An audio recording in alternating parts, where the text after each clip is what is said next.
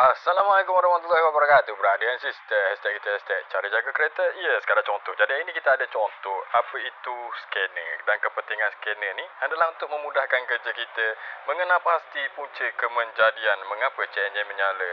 Okey, kalau tak pakai check engine ni, tak pakai scanner ni lah kan. Nampak ni corak aku cantik.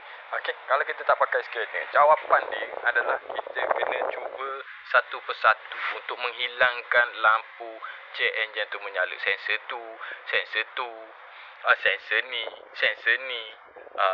sensor mana lagi. Jadi banyak sensor yang kita kena guna secara, contoh oxygen sensor, kita kena guna cara manual, maknanya cari satu-satu.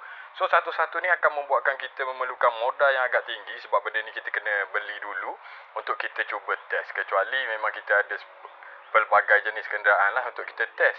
Tapi tak bolehlah nak guna barang customer kereta lain tu. Customer lain ambil yang tu, plug in yang tu tak boleh lah. Itu dilarang sama sekali.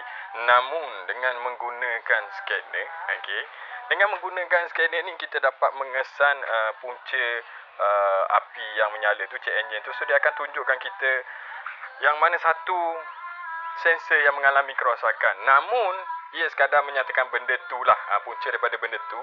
Jadi selain daripada kita menukar benda ni seketul, kita juga terpaksa pula dah. Tapi kita dah lebih kurang terpaksa lah mencari kenapa wire tu tak ada api ke, tak ada connection ground ke. So kat sinilah dia akan mencari kepada pendawaian.